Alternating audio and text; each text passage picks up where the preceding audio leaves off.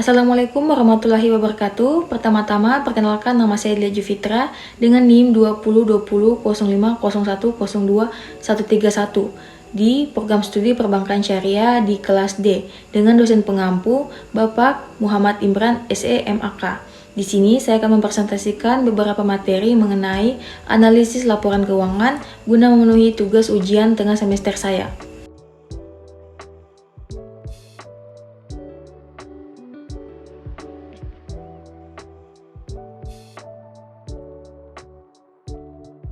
Laporan keuangan merupakan catatan informasi keuangan suatu perusahaan pada suatu periode akuntansi yang dapat digunakan untuk menggambarkan kinerja perusahaan tersebut.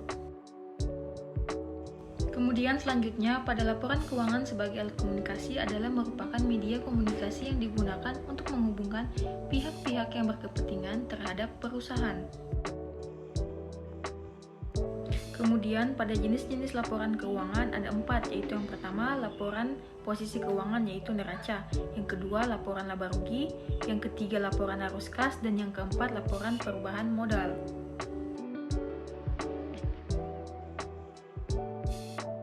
Laporan keuangan yang dapat dipercaya. Suatu laporan keuangan akuntansi dapat dipercaya itu bergantung 3 hal, yaitu yang pertama dapat diuji, artinya kebenaran informasi harus dapat diuji oleh penguji dengan menggunakan metode pengukuran yang sama. Yang kedua, netral, artinya informasi tidak bergantung pada kebutuhan dan keinginan pihak-pihak tertentu, tetapi harus diarahkan pada kebutuhan umum pemakai. Yang ketiga, menyampaikan apa yang seharusnya, artinya informasi akuntansi harus berasal dari kondisi ekonomi atau kejadian yang sebenarnya. Kemudian pada tujuan dan manfaat dari analisa laporan keuangan.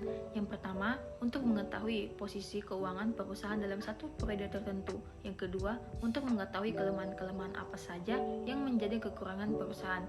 Yang ketiga, untuk mengetahui kekuatan-kekuatan yang dimiliki. Dan yang keempat, untuk mengetahui langkah-langkah perbaikan apa saja yang perlu dilakukan ke depan yang berkaitan dengan posisi keuangan perusahaan saat ini. Yang kelima, untuk melakukan penilaian kinerja manajemen ke depan, apakah perlu penyelenggaraan atau tidak karena sudah dianggap berhasil atau gagal. Dan yang keenam, dapat juga digunakan sebagai pembanding dengan perusahaan sejenis tentang hasil yang dicapai.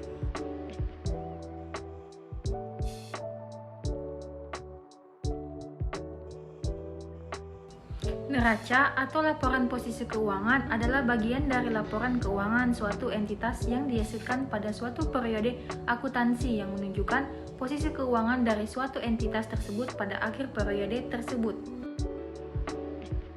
Komponen-komponen neraca menurut Harry ada 3 komponen, neraca aktiva, utang, dan ekuitas. Pada klasifikasi pos neraca, menurut Harry, laporan keuangan akan menjadi lebih berguna bagi manajemen, kreditor, dan investor ketika pos-pos yang ada dalam laporan diklasifikasi secara tepat ke dalam masing-masing kelompok dengan sesuai dengan karakteristiknya. Adapun pos neraca, yang pertama aktiva lancar, yang kedua investasi jangka pendek, dan yang ketiga aktiva tetap.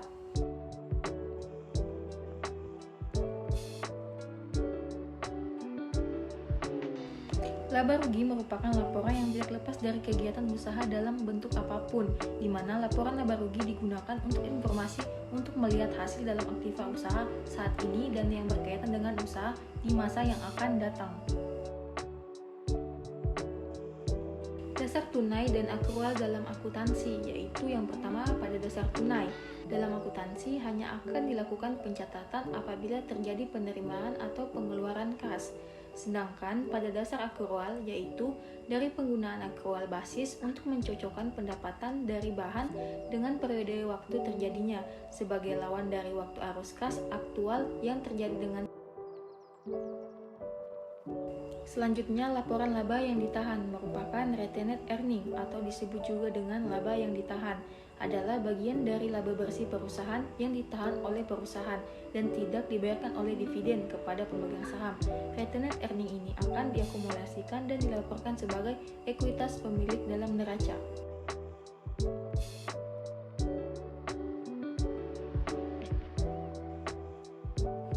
Laporan keuangan yang diperbandingkan. Analisis laporan keuangan yang diperbandingkan merupakan sebuah metode yang digunakan untuk membandingkan laporan keuangan sebuah perusahaan antara satu periode dengan periode yang lain. dengan menggunakan beberapa metode analisis laporan keuangan. Yang paling sering digunakan yaitu apabila laporan keuangan dianalisa dengan membandingkan dari laporan-laporan selama beberapa periode, maka analisa yang demikian dinamakan analisa horizontal atau analisa dinamis. Sedangkan apabila laporan keuangan yang dianalisa hanya meliputi satu periode saja, hanya membandingkan antara pos satu dengan pos yang lain dalam satu laporan keuangan, analisa yang demikian disebut analisa vertikal atau analisa statis. Pentingnya laporan keuangan bagi beberapa pihak. Laporan keuangan sangat dibutuhkan oleh pihak-pihak yang menginvestasikan modalnya, sehingga membutuhkan informasi tentang sejauh mana kelancaran aktivitas dan probabilitas perusahaan, potensi dividen, karena dengan informasi pemegang saham dapat memutuskan untuk mempertahankan sahamnya, menjual atau bahkan membelinya. Metode dan teknis analisis yang digunakan. Neraca menunjukkan aktiva, hutang, dan modal perusahaan pada saat tertentu. Dengan demikian, neraca yang diperbandingkan menunjukkan aktiva, hutang, serta modal perusahaan pada 2 tanggal atau lebih untuk satu perusahaan, atau pada tanggal tertentu untuk 2 perusahaan yang berbeda. Dengan memperbandingkan neraca untuk 2 tanggal atau lebih akan dapat diketahui perubahan-perubahan yang terjadi.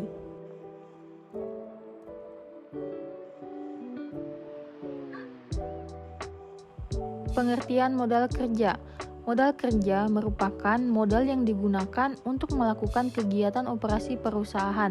Modal kerja diartikan sebagai investasi yang ditanamkan dalam aktiva lancar atau aktiva jangka pendek, seperti kas, bank, surat-surat berharga, piutang sediaan, dan aktiva lancar lainnya.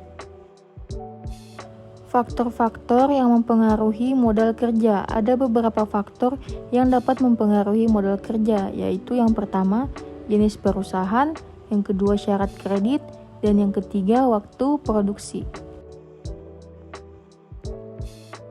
Penggunaan modal kerja. Penggunaan dana untuk modal kerja dapat diperoleh dari kenaikan aktiva dan menurunnya pasiva.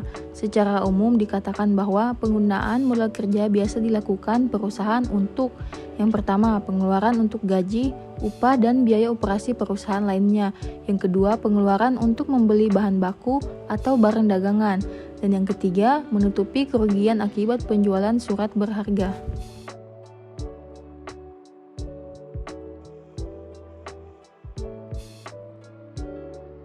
Pengertian kas.